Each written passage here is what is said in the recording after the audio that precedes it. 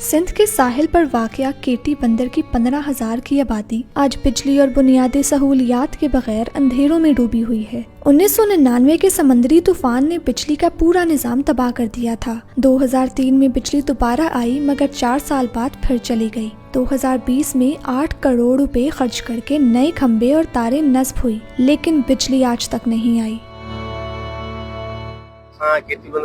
ہمارے آباء و اجداد بھی یہیں کے رہنے والے تھے۔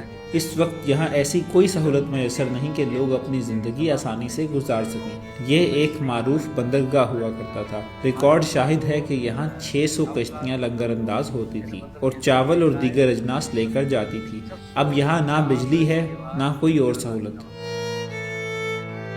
یہاں سے قریب ترین گرڈ اسٹیشن 55 کلومیٹر دور ہے۔ کیٹی بندر کے مکین شمسی توانائی کے چھوٹے چھوٹے پینل لگا کر گھروں کو روشن کرتے ہیں۔ مسئلہ صرف یہی نہیں، آج اس بستی کا وجود بھی ملک کو بجلی دینے کے لیے بنائے جانے والے انفراسٹرکچر کی وجہ سے خطرے میں ہے۔ یہاں دریائے سندھ کا بہاؤ سمندر کو زمین کو نگلنے سے روکتا تھا مگر ڈیم اور بیراج بنے تو میٹھے پانی کا بہاؤ کم ہو گیا جس سے سمندر آگے بڑھتا جا رہا ہے۔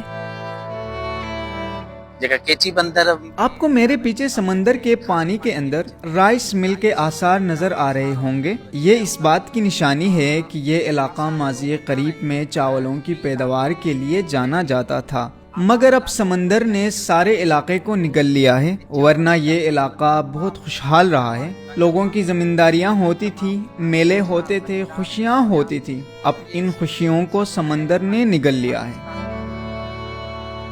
کیٹی بندر کے پاس وقت نہیں ہے، سمندر رک نہیں رہا اور حکومت جاگ نہیں رہی۔ اگر آج نہیں تو کل یہ بستی، یہ بندرگاہ، یہ تاریخ سب پانی کے نیچے ہوگی اور پھر صرف افسوس باقی رہ جائے گا۔